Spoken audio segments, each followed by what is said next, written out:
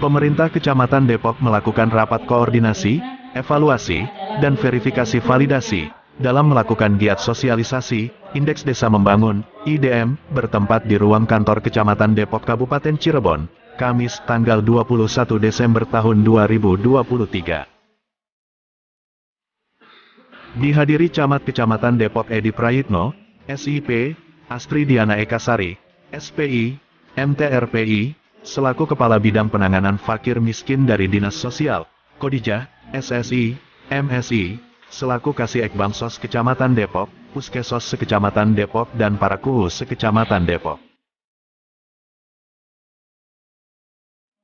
Indeks Desa Membangun, IDM, dibentuk dari 3 jenis indeks, yakni Indeks Ketahanan Sosial, Indeks Ketahanan Ekonomi dan Indeks Ketahanan Ekologi atau Lingkungan.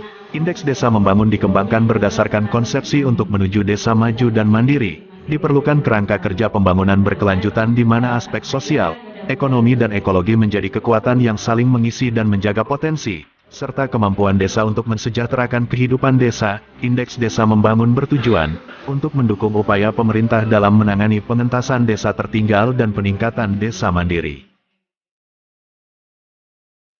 Jadi alhamdulillah kemarin tuh saya dapat undangan di Kecamatan Depok sini ya untuk melakukan rapat koordinasi dan evaluasi, verifikasi dan validasi data miskin ekstrim di Kecamatan Depok. Acara ini tadi saya evaluasi per desa, desa-desa yang sudah melakukan verval, yang sudah mustes, ada juga tadi yang belum verval, tadi kendalanya apa dan bagaimana. Alhamdulillah tadi kita di sini sharing bersama untuk mencari solusinya bagaimana agar kegiatan ini selesai 100%.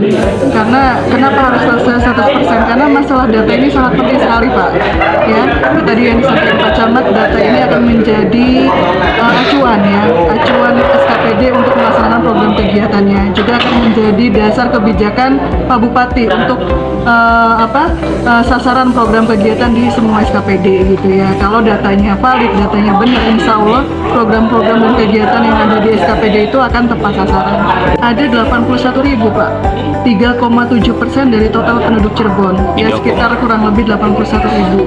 Namun kenapa harus di verval? Ini kan untuk kita meyakini bahwa betul miskin ekstrim. Ternyata tadi kan sudah 50% ya Pak ya hasil verval dari 45.000 yang sudah di verval, ternyata yang miskin ekstrimnya hanya 113. Jadi kan data ini belum tentu valid gitu ya. Makanya harus dilakukan verval gitu. Karena sesuai Inpres itu terkait penghapusan kemiskinan ekstrim Pak. Dihapus bukan berarti orang miskinnya ditiadakan, tidak, tapi diintervensi program kegiatan biar dia naik kelas menjadi mampu.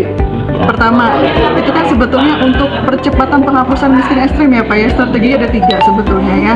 Yang pertama, bagaimana pemerintah ini meningkatkan pendapatan masyarakat miskin ekstrim melalui program-program pemberdayaan tadi yang sudah saya jelaskan gitu kan ya. Nah kemudian bagaimana pemerintah itu mengurangi beban pengeluaran masyarakat miskin dengan tadi BPJS gitu ya, dengan KIP gitu, dengan program-program lainnya sembako gitu. Jadi itu kan untuk mengurangi beban pengeluaran masyarakat miskin yang harusnya dia beli sembako pakai uang sendiri, ini dikasih oleh pemerintah sebulan 200.000 ya program sembako. Kemudian barangkali ada masyarakat miskin yang sakit, ini kalau sudah punya BPJS kan nggak keluar uang sendiri, itu dibiayain oleh pemerintah. Begitu juga KIP untuk sekolah ya gitu. Bukan penambahan Pak, mungkin kalau anggaran hanya segitu, tapi saat ininya prioritasnya itu nanti untuk penghapusan kemiskinan ekstrim program-program kegiatannya gitu. Nah terus kita juga harus mengetahui kantong-kantong kemiskinan tadi strategi yang ketiga, karena di Depok ini tertinggi ketiga Pak ya, di Kabupaten Cirebon. Yang pertama Greget, terus kedua Lembah Abang, ketiga Depok. Dari semua tadi yang kalau yang dari 3,7 itu yaitu Depok ini peringkat ketiga. ya dari 40 kecamatan. Nah, tertinggi sebetulnya cuman Kabupaten Cirebon. Dan sesuai data P3KI tadi, P3. Harapannya dengan terverifikasi dan tervalidasinya data miskin ekstrim ini, jadi masyarakat yang betul-betul miskin ekstrim itu harus diintervensi berbagai jenis program kegiatan agar mereka tuh paling tidak bisa survive gitu ya, survive paling tidak untuk kebutuhan primernya. Ya, kemudian untuk yang agar mereka dapat naik kelas itu diintervensi berbagai macam program pemberdayaan oleh dinas-dinas terkait gitu ya. Itu saja Pak. Media Pemuda, Muhammad Rifai, melaporkan.